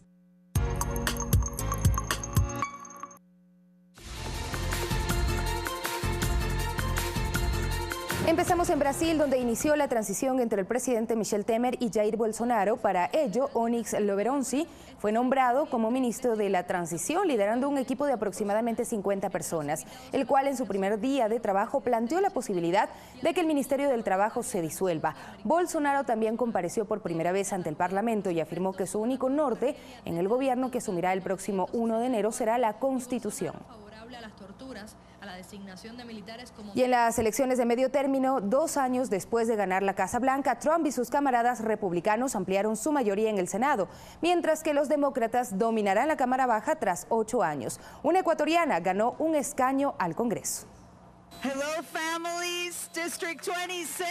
Sorpresa en el Distrito 26 de la Florida. La ecuatoriana Debbie Mucarcel Power derrotó a Carlos Curbelo y obtuvo un escaño en el Congreso. En una apretada contienda, la demócrata se quedó con el 57,7% de los votos frente al 49,3% de Curbelo. Ha sido una campaña muy larga, pero lo logramos juntos. Solo en este increíble país, una migrante de Ecuador resulta electa para servir en el Congreso de los Estados Unidos. Esas fueron las primeras palabras de la compatriota en su discurso de victoria. En unos comicios cruciales para la gobernabilidad del presidente Donald Trump, los demócratas retomaron el control de la Cámara de Representantes y el Senado seguirá en manos de los republicanos según datos oficiales. Trump, a través de su cuenta de Twitter, publicó: "Tremendo éxito esta noche. Gracias a todos". Se rompieron muchas otras barreras invisibles este martes. El primer gobernador abiertamente homosexual del país fue elegido en Colorado, mientras Alexandria Ocasio-Cortez de Nueva York se convirtió con 29 años en la mujer más joven elegida en la Cámara de Representantes, y la victoria de Rashida Tlaib de Michigan significó la llegada del primer musulmán al Capitolio. Fernanda de la Bastida, Telediario. Y las alertas de explosivos que causaron el desalojo de una estación ferroviaria en Madrid y de varios trenes en Barcelona eran falsas, ya que el supuesto explosivo era en realidad la hebilla de un cinturón con forma de granada, según confirmó hoy la policía en España. La alerta se activó después de las 8 horas locales por la sospecha de que una mujer que montó en el tren pudiera llevar un explosivo en su equipaje. Y fueron liberados los 79 adolescentes secuestrados en la zona anglófona de Camerún. Según medios locales, por el momento el director del centro educativo y al menos un docente continúan retenidos. Se desconocen las condiciones de la liberación, que se produce horas después de la toma del poder del presidente de Camerún, Paul Biya. Se trata del primer secuestro de este tipo en el país africano, que vive una crisis sociopolítica desde 2016, convertida en conflicto armado desde el año pasado. Son las 7:56, volvemos a nuestro país con noticias también para contarles que la Ley de Educación Superior prohíbe el funcionamiento de universidades extranjeras en Ecuador. Por ello, la Asamblea Nacional tramita en primer debate el proyecto que convertirá a la Universidad Santa María de Chile de Guayaquil en la futura Universidad del Río. La institución académica sin fines de lucro tendrá como sede las instalaciones del actual campus de la Universidad Federico Santa María de Chile, que desde hace 22 años funciona en Guayaquil con el aval de la chilena Universidad Pontífica de Valparaíso. Hace casi un año atrás, la Universidad Santa María anunciaba que corría el riesgo de desaparecer. Al aprobar esta ley, que estoy seguro que todos van a hacerlo de manera positiva, estamos ampliando la cobertura de educación superior. El contrato que fenece en 2020 permitirá que se gradúen todos los estudiantes matriculados hasta la fecha. Tenemos que graduarlos con título chileno y con el título de la Santa María. En 2019, la Universidad del Río tendrá su primera promoción con el patrocinio académico de la Universidad de Valparaíso y el aporte financiero de la Fundación Nicasio Safadi. Nosotros arrancaremos con las mismas 6 carreras que tenemos en este momento en el campus, que son carreras de gestión. El futuro del Ecuador está en la oferta educativa, en las nuevas profesiones. Su nombre, un tributo al Manso Guayas. El río está siempre con nosotros, no importa si está tal vez un poco alejado de este campus, pero el río nos identifica, ¿no? Y entonces por eso somos la Universidad del Río. Mariuxi Buenaño, Telediario.